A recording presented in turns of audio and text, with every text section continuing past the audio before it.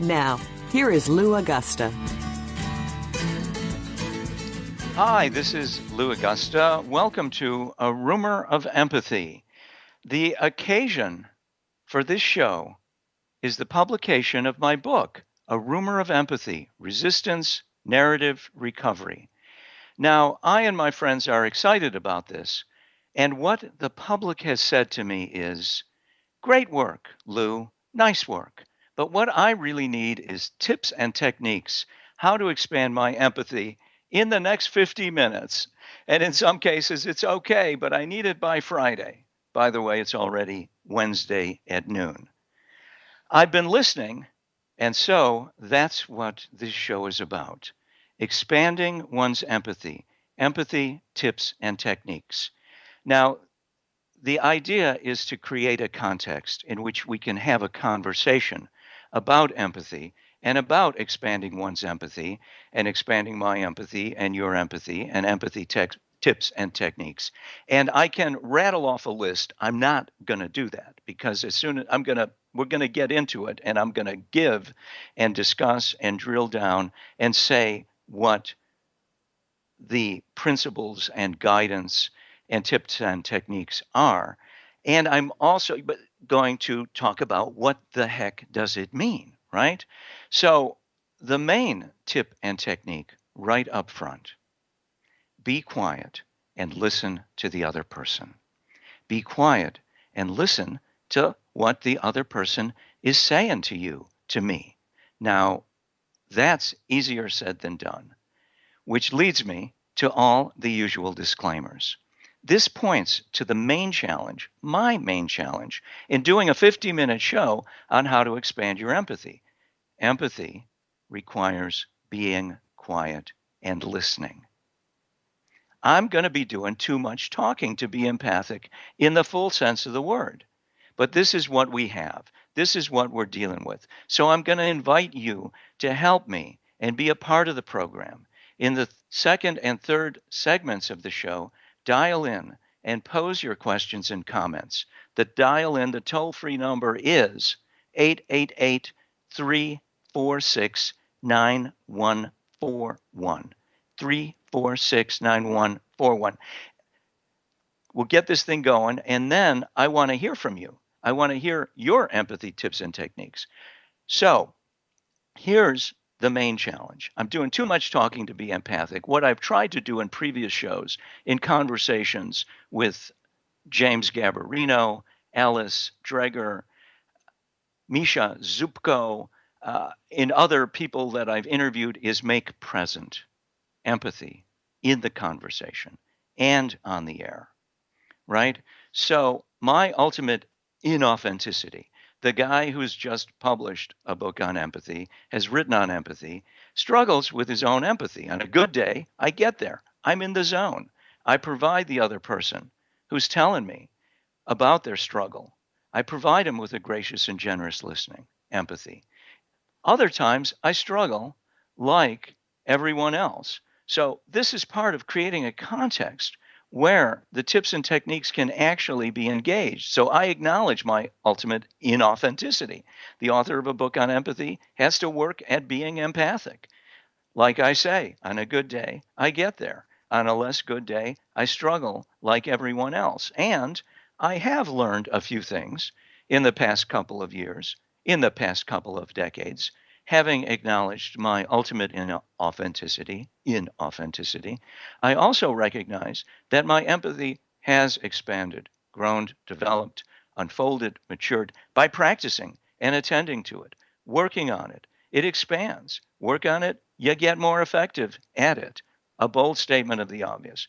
Now, as far as I can remember, my actual I'm going to be a little bit edgy here. My formal training in empathy started when I was about 3 or 4 years old.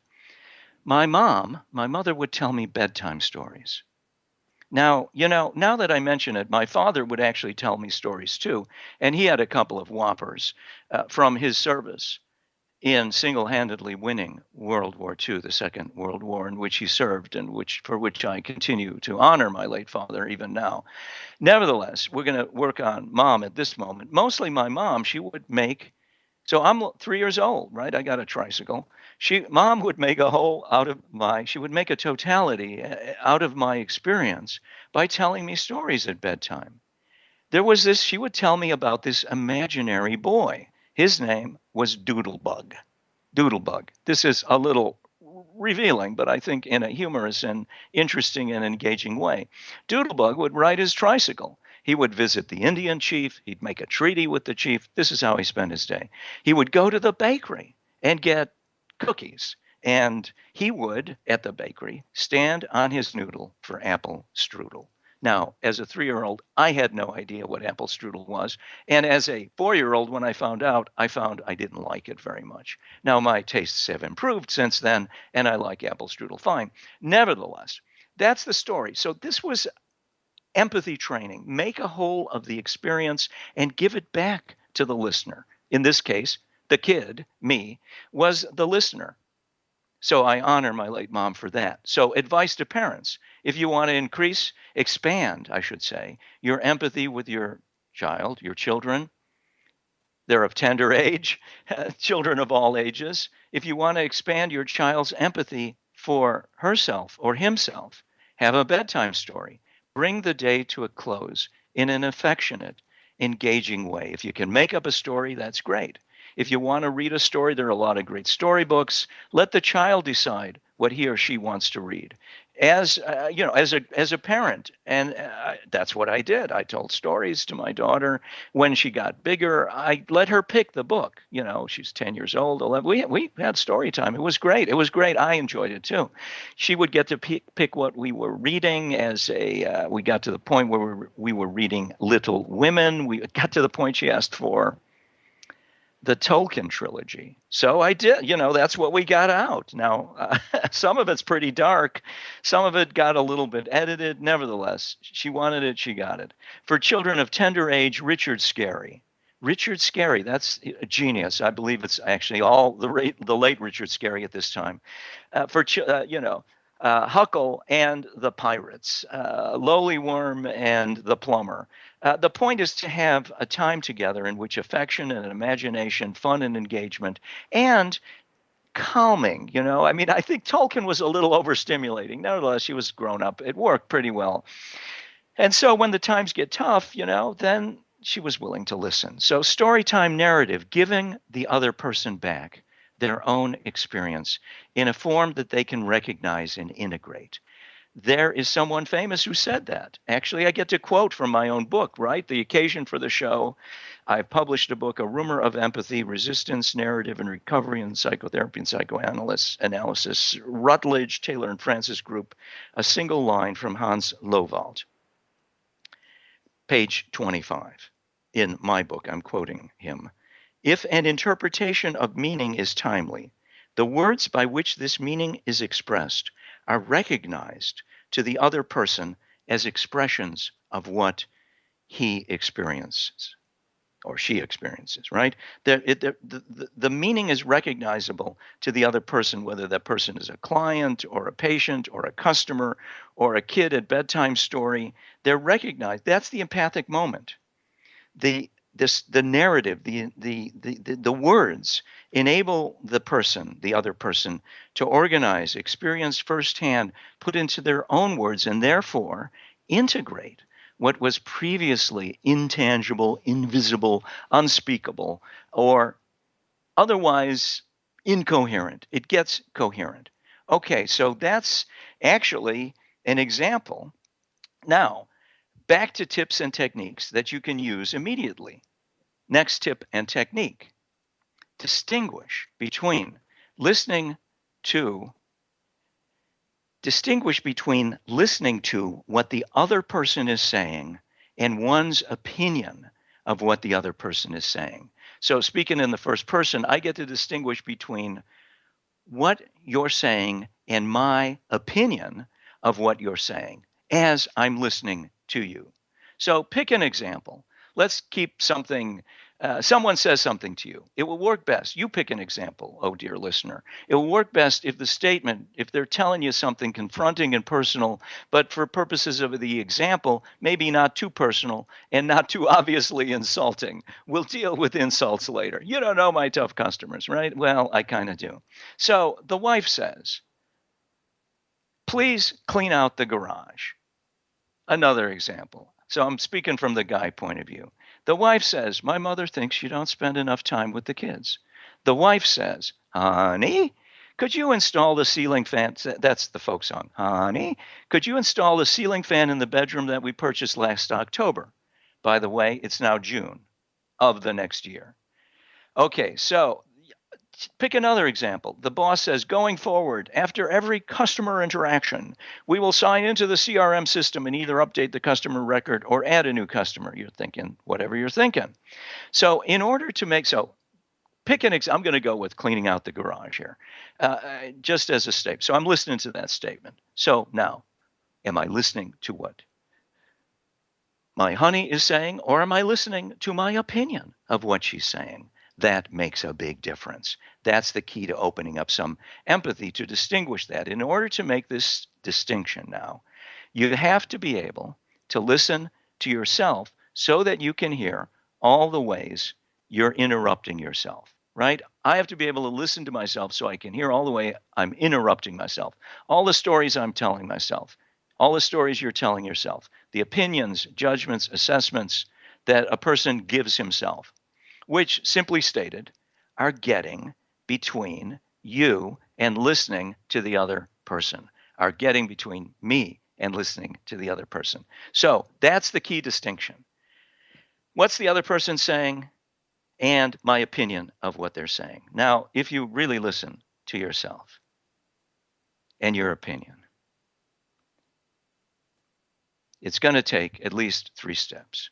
I have to be quiet so I can listen to myself.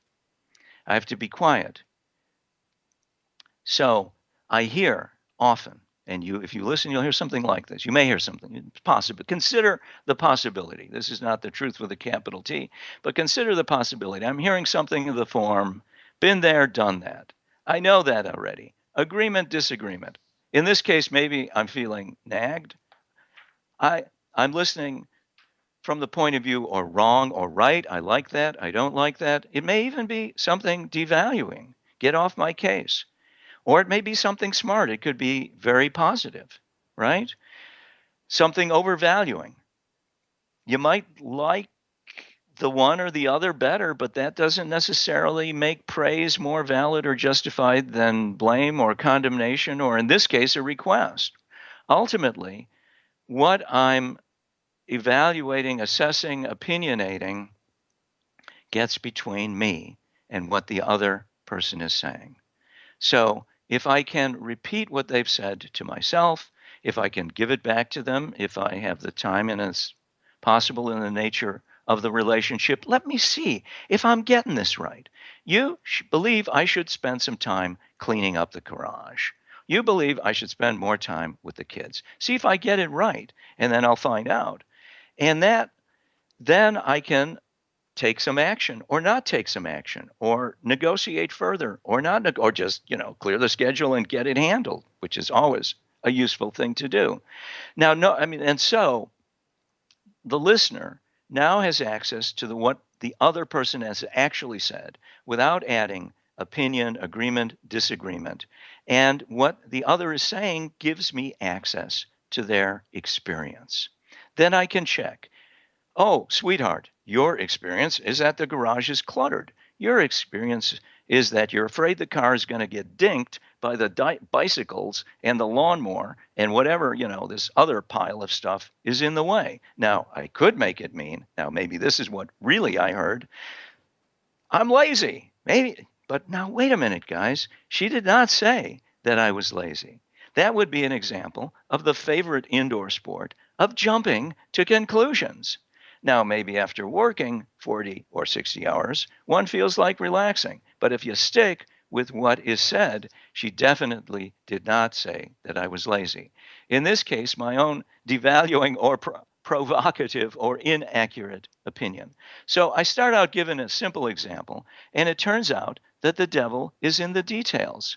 We may usefully take a step back and define our terms. So you see what I mean? This gives me access to what she's feeling. Empathy, this is a definition, right? We're going to go to what's so Lou, define your terms. How do I define this thing? I know what you're feeling, not as a merger, but because I feel it too.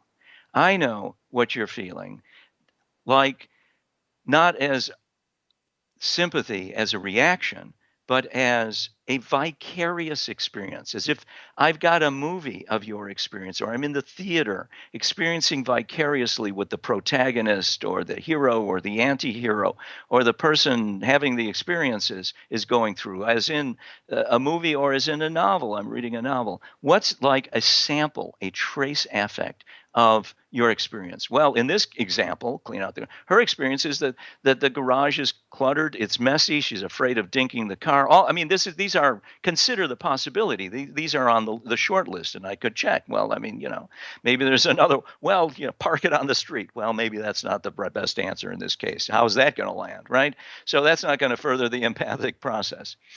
So that's the first rough and ready definition of empathy. I know what you are experiencing because I experience it also, not as a merger or as an identification, but as a vicarious experience, a trace feeling, or a sample of your experience, a vicarious experience such as one might have with the hero or protagonist in a movie, at the theater, reading a story, right? Narrative, a novel. So just to give a shout out to somebody, this maps closely to the work of Heinz Kohut and vicarious introspection. He put empathy on the map in the 70s and 80s. Now, interesting, this is a slight digression, but I think it is of the essence and at the moment. I sometimes teach history and systems of psychology. I teach a lot of different things from time to time, empathy in the context of philosophy. And so I had one of my classes do a survey. So here was you might do this as well. Go out and ask 5 people, not necessarily members of your family. This will work best if they're acquaintances, friends, and strangers, just to get some distance there, so that you can try to, they don't actually know the answer that you're looking for. Ask them how they define empathy. Just get that data and report back. So that's what the individuals and the participants in the class did. They asked 5 people and they reported back. So here's the result. And there was actually a significant trend, and it's more like, the 80-20 rule. Most people think that empathy is compassion, being kind, altruistic, being charitable, and heavens knows the world needs more compassion. The world needs more kindness, charity, altruism. But these are not empathy. There's a distinction there. Empathy tells me what the other person is experiencing, what the other person is feeling. Ethics, morality, compassion, altruism tells me what to do about it. That's Lou Agosta. You can take it to the bank. And that's also in the book. So the next definition of empathy, I can hear some of you saying, yeah, okay, thank you for that.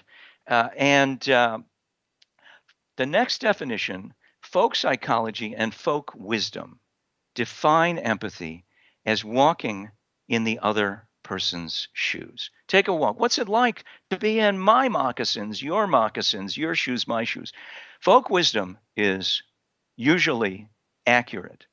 Folk wisdom is almost never wrong, but it's sometimes incomplete. Do I walk in your shoes with your feet or my own feet? That's the tough question. Rarely are the feet of 2 people exactly alike, even if they're the same shoe size. The point is that I'm going to find out where the shoe pinches or chafes or blisters. If I'm walking in your shoes, I'm going to find that out. If you're walking in mine, the idea is for you to find out. And to do that, I got to have your feet. Now, that's not impossible to imagine, but it's sometimes not simple. When we're neighbors, we live in the same community, we have the similar values, then it's easier, right? I'm born in Chicago, roughly middle-class family, get an education of some kind. You're poor, born in South Asia, have a limited schooling. We are both human beings, to be sure. Don't forget the humanity. On the other hand, without taking on the other person's character traits, personality, at least in imagination, what happens is we get the egocentric fallacy. That is to say, we get projection of one's own traits onto the other person. You like strawberries, I like chocolate. A simple example, to be sure. But the bottom line is yes, take a walk in the shoes of the other person, but remember to think about what shoe size they have in relation to yours and how that makes you feel. Make sense? Let me know if it doesn't. That toll-free number, 888-346-9141. And so next tip and technique, moving right along, I'm going to actually skip ahead here to tip number 8. Ready? Expand empathy by removing obstacles to empathy. This is one of those, okay, great, I got that. What the heck does that mean? This is also an answer to the devilish question of whether or not one can teach empathy. So I was having lunch with my friend, Professor Ray Chachi, and he said to me, Lou, I challenge you, is empathy teachable? See, I'm proposing to teach a course on empathy down in school. Empathy is not even teachable, man. How are you going to teach a class in this thing? And the answer is, so here's the answer, an answer. People are naturally empathic. And if one removes the obstacles to empathy, and that's the teaching part, that's the work, that's the training, that's the education, that's the round and back and forth, that's the struggle, that's the engagement with the challenge. Engage with the challenges, the resistances, the obstacles, the stuff.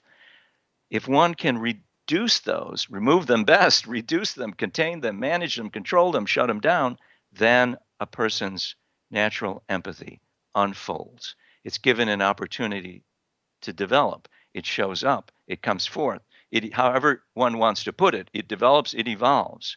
So to repeat, just for emphasis, people are naturally empathic until authoritarian authorities, bosses, teachers, sometimes parents, peers, drive the empathy out of them or drive it underground. This is confronting. This causes people to be alienated from their own empathy and from that of others. Now, don't get me wrong. People are born empathic, but they're also born learning to need toilet training. Put the mess in one spot, or the community suffers from disease and from mess, right? People also need to learn reading, math, communicating, and writing. But there's a genuine sense in which learning to conform and following all the rules, and by the way, the drumbeat of compliance, rulemaking, seems to be going on by leaps and bounds. That's a growth industry, compliance, if I've ever seen one. And that does not, the point is, that does not expand our empathy necessarily or expand our community. Definitely pay your taxes, stop on red, go on green, but also beware that rule making in the narrow sense is not wrong, but it's not necessarily increasing anyone's empathy. Therefore, the empathy training consists in removing the obstacles to empathy, letting the natural, one might say, God-given empathy of the human being unfold, emerge, show up, evolve, develop. So the top obstacles to empathy, I'm making this list up, right? Shame, guilt, egocentrism, many forms of narcissism, not all, many forms, lack of integrity, inauthenticity, hypocrisy, making excuses, finger pointing, jealousy, envy. I suppose we ought to add the 7 deadly sins, or whatever your interpretation of them is. Being more of a victim than anybody else, which is way different than being a survivor. So competition in victimhood is an obstacle to empathy. Knowing it all, being a know-it-all, and being right, especially one when one actually is right. I would add specific forms of Kafkaesque bureaucracy, Kafkaesque compliance and rulemaking. This list is not complete. Kafka, uncanny, some interesting, engaging. If I do dare say, it's a little bit like the Twilight Zone. Now, here is where a quote from the first Zorro movie where it is appropriate. You may recall, if you don't, here the first Zorro in the first recent Zorro movie, when Antonio Banderas, who is playing the new Zorro, tells the legacy Zorro, Bob Hoskins, this is gonna be a tough job. Now, if I have to explain the joke, it's not funny. So we'll just keep moving on. So let's take an example. Obstacle to empathy, shame. That's an obstacle to empathy. Remove shame, good chance, high probability. Empathy is going to develop and unfold. High probability. So I'm going to quote a single sentence from a book entitled Dignity by Donna Hicks. Yale University Press, 2011. So I'm selling a lot of books by other people here, but I hope I sell a couple of my own too. Anyway, a single quote. Research shows that people feel ashamed of being ashamed. People feel ashamed of being ashamed.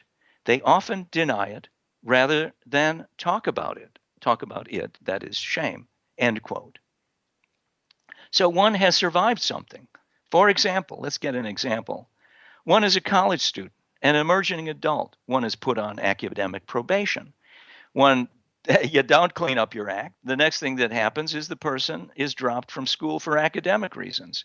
The person feels enormous shame for the dismissal, the dropping. They may also say, hooray, because this wasn't working for me. But oftentimes, when there are expectations and family is working on it, the person feels ashamed. And then the person feels ashamed that they're ashamed. He or she does not tell his parents, pretends to be going to school, and 3 months later it comes out, because how could it not come out? But the person was the student, the former student, was paralyzed by shame, and by shame at being ashamed. Now, how does one remove shame and let the natural empathy unfold? Empathy and humanity are incompatible with shame and shaming.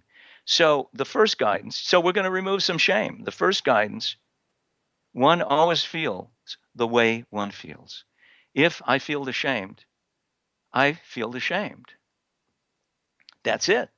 If you feel ashamed, you're ashamed. Denying one feels ashamed is already shame at being ashamed. Right? Think about it. Denying that one feels ashamed is already shame at being ashamed. Shame causes one thing for sure, more shame. So how does one overcome shame? 3 steps. Acknowledgement, right? The recognition of what one feels. Acknowledge what you feel. See what becomes possible, what becomes visible, or was hidden in plain view. Granted that. Make a request. In our example, one might be the cause of one's own academic failure or success. Go to the tutoring or ask for whatever is missing. I've heard a lot of stories from high school students and so on. But, whether it's tutoring or consultation, what I'm saying is more rulemaking here is not necessarily going to make a difference. But ask for what you need or think you need. And the third step is consider forgiving oneself only. Since hindsight is 20/20, and mine is as good as anybody else's, that knocks out the shame at being ashamed. Maybe, let's say, one can't help feel ashamed at being dropped from school.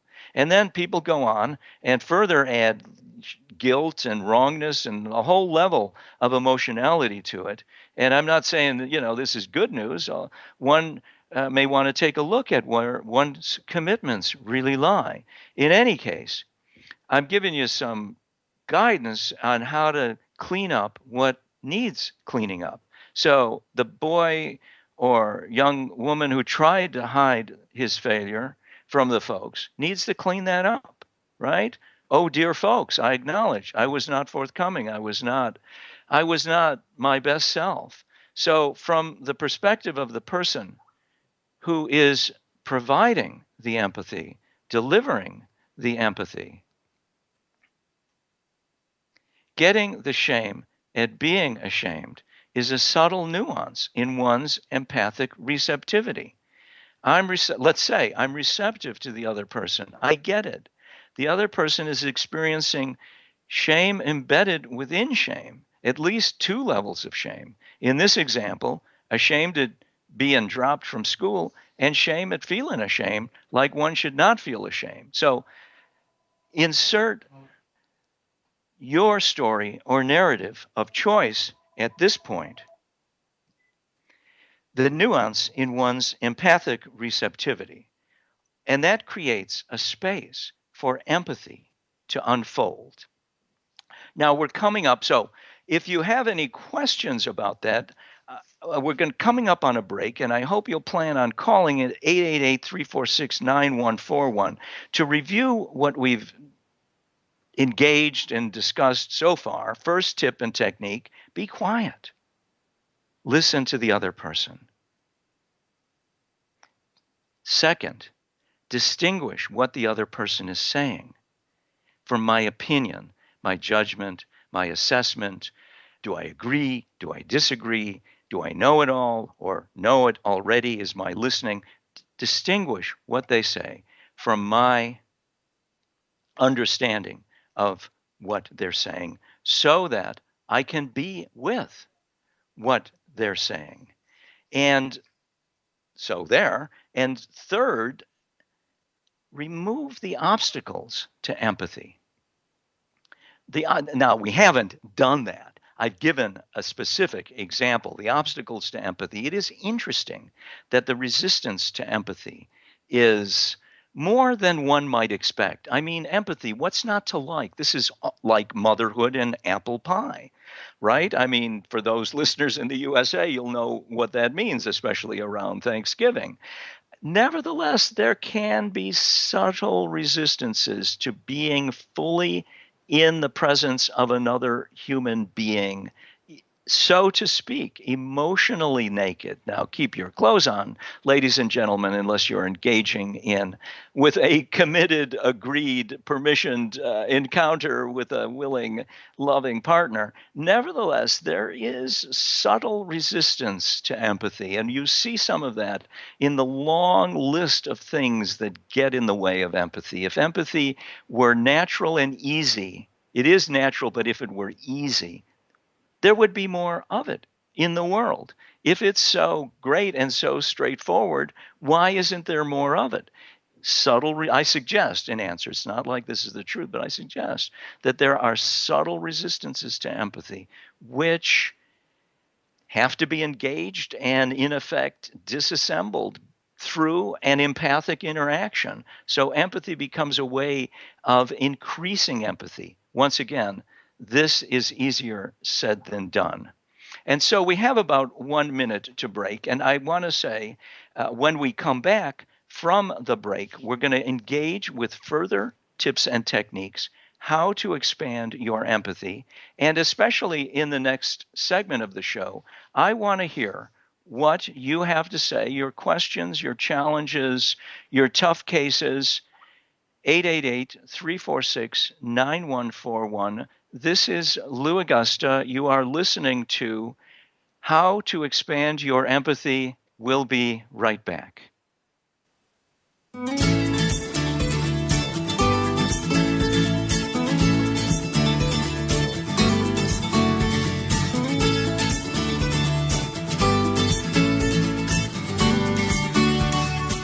Lou Agosta is one of the premier educators and empathy consultants in action in the community today.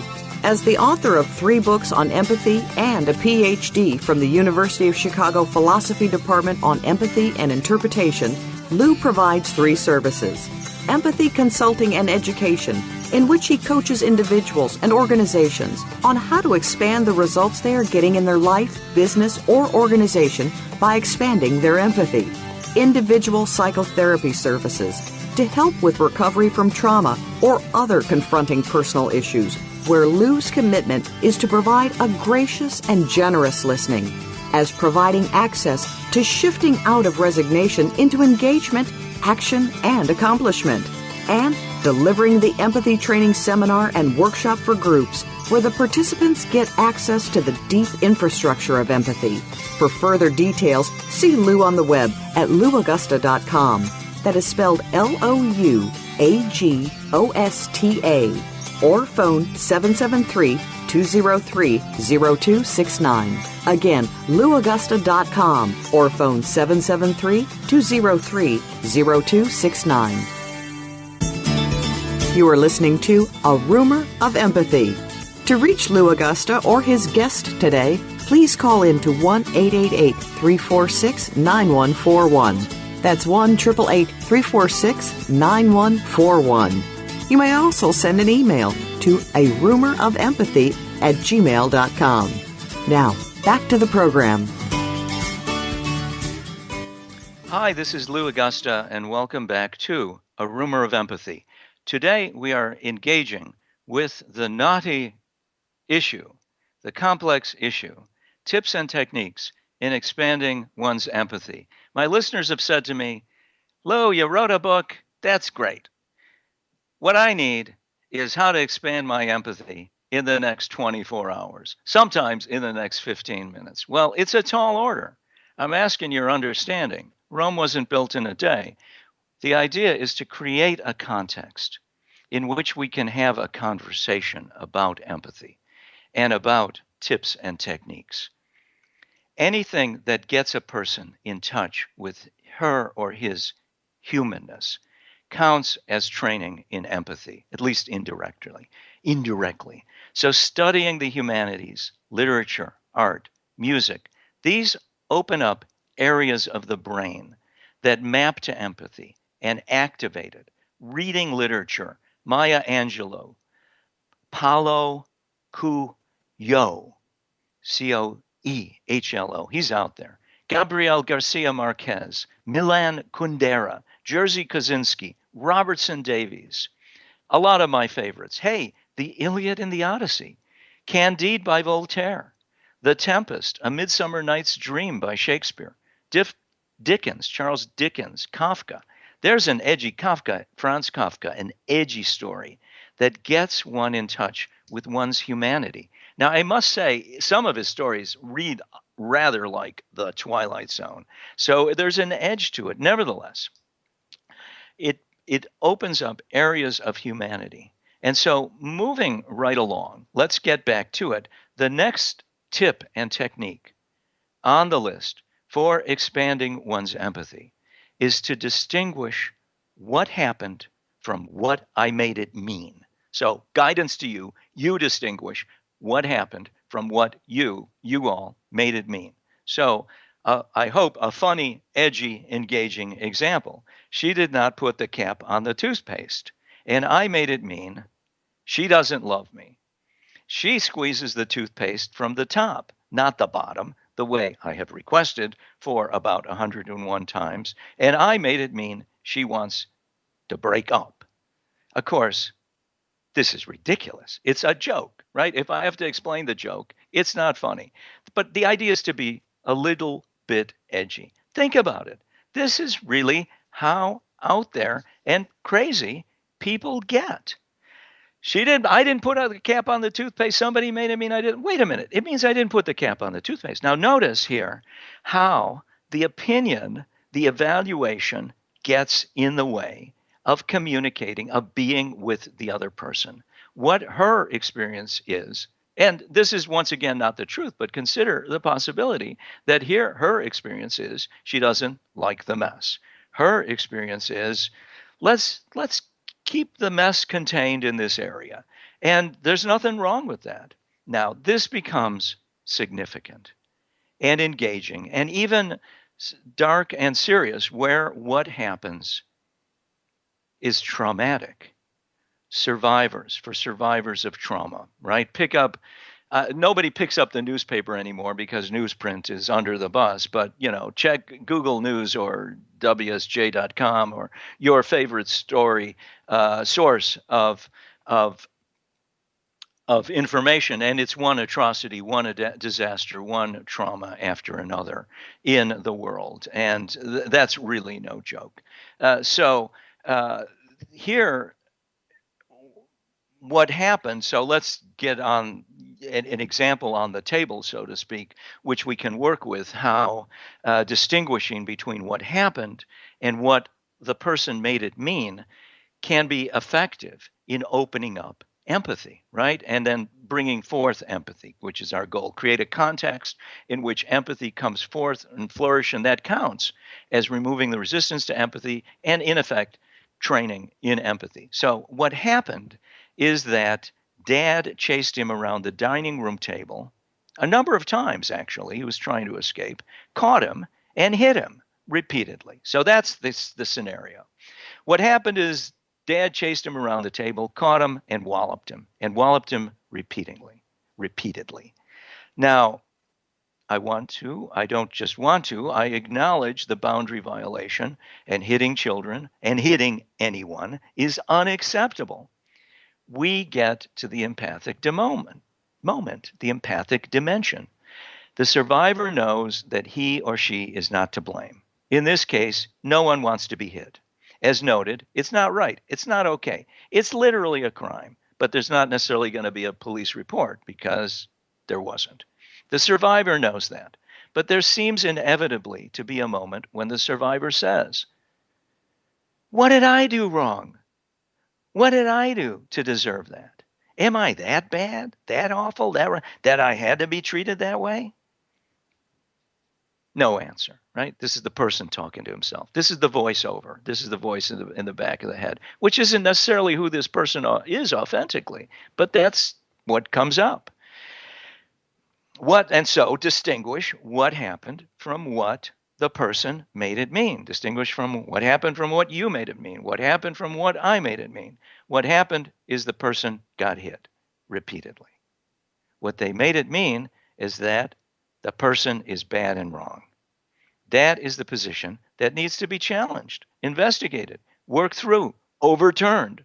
There seems, the suspicion, but the suspicion seems to be there's a design feature, I would call it, maybe even a defect in human nature, in being human, that causes the person, you, me, the survivor, to take responsibility. Now, taking responsibility in general is a good thing, but there's this feature which causes us to do it for things for which we're not responsible. People are not responsible for the family they're born into. Now, once they get here, there is a trajectory of development of increasing responsibility. And now that's another story. And we're born into whatever we're born into, the country and location. And this show is heard, all over the planet. And so there's a lot of contingency, much thrownness. That's straight out of Heidegger, Being in Time, Chapter 5. I acknowledge, there are many issues for survivors of trauma which are not being covered here. What we want to cover is the distinction between what happened and what I made it mean. And the meaning, I'm not worthy, I did something to deserve this, gets in the way, right? And so if one can reduce that, limit that, contain that, call it out so one can see, wait a minute, that's ridiculous. That's not. Then the empathy is given a chance to unfold and flourish. And here's the next step. It's actually back to shame. The survivor is embarrassed or ashamed of what he or she went through, even though one knows one is not to blame for having been the victim of a crime or a battle casualty or the survivor of a life-changing automobile accident. Maybe people will think I'm broken or unfit or apply some other devaluing label. People, by the way, are going to think whatever they think. And here's another. This is not really a formal tip and technique, but we really can't stop people from thinking whatever they think, and to an extent saying what they say. Although this is the steady drumbeat of conformity and compliance. Be sure to conform. Be sure to, well, maybe, I didn't know I wanted to conform until you told me I had to. I didn't know I wanted to look behind that door until you told me I couldn't. I'm speaking in the first person, but ladies and gentlemen, this is human nature. This is straight out of the folk tale, right? This is straight out of the American, out of the fairy tale. Nevertheless, one has to distinguish and separate what happened from what one made it mean. One cannot stop making meaning, right? Try saying that. I'm trying to express a thought. Say that 5 times. I am going around making things mean things. Somebody tells me don't look behind that door. I want to look behind the door. That's what I make it mean. You're trying to stop me from looking behind the door. I want to look behind, so I'll climb around the back. That's perhaps a humorous example. Nevertheless, it is to, in large extent, I suggest, not just a feature of Lou Agosta, although I certainly am a human being, but of human nature, that we go around making things mean things. So distinguish what happened from what I made it mean expands empathy, because the meaning gets between me and the humanity of the other person. I repeat, the meaning gets between you and the other person. What happened, happened, assuming it really happened. And if it didn't happen, then all the more reason to take the imagined meaning out of the relationship. And that enables me to be in the here and now with the other person, right? That enables you to be in the here and now with the other. And that's not an easy thing to do. Be in the presence of another human being without interposing a lot of filters, meaning, diagnoses, categories, distinctions, opinions, agreements, disagreements. The list is long, all of which represent, on any given occasion, a way of not being in the presence of the other person. So that's a whole. And then that enables us to say, okay, so this person really, has the experience, and then one gets access to it. And that's the empathic moment. So questions, comments about that. You can also, I know, this can be confronting stuff. Send me an email. One word, a rumor of empathy at gmail.com. If you just want to mix it up, just want to talk, so to speak, a rumor of empathy, one word, at gmail.com. Like the title of the book. How about that? Insert. Next tip and technique. How are we doing? We're coming up. We got a couple of minutes left. We'll see how much time we have. This is big. Distinguish how, okay, so I can see we have like 3 minutes left, but we can do some work on this. Distinguish how the other person looks from who the other person is as a way of being. Distinguish how the other person looks from who the other person is as a way of being.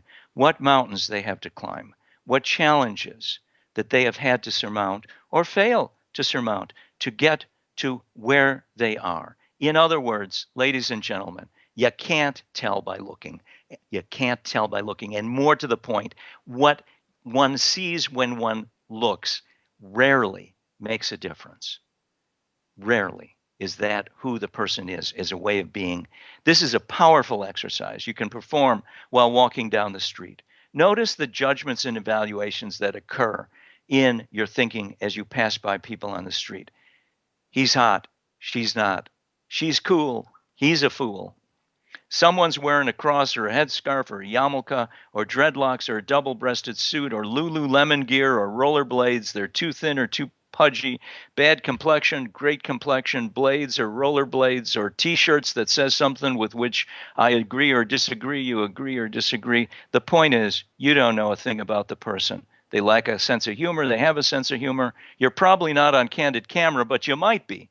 And given the pervasiveness of video surveillance, that's definitely a trend. You and I both, but I don't want to necessarily go there. So the point is that all of these distinctions, all of these things get in the way of my being with the other person. And we're going to actually need to do another show on this, right? Because we've got about, whatever, I lost count, 3 or 4 actual tips and techniques, and I think a good, honest effort to say what they really mean in context and how they work and how they don't work.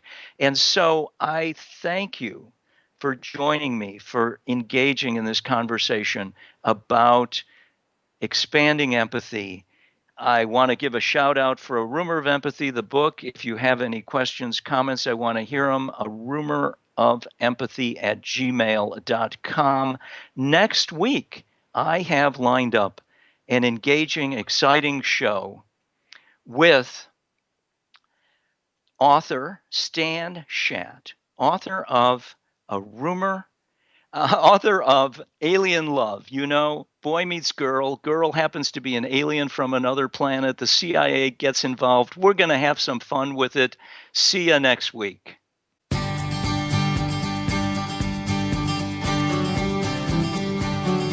Thank you for tuning in to A Rumor of Empathy with Lou Agosta. Please join us again next Wednesday at 10 a.m. Pacific Time, 1 p.m. Eastern Time on the Voice America Empowerment Channel. We hope to see you again next week.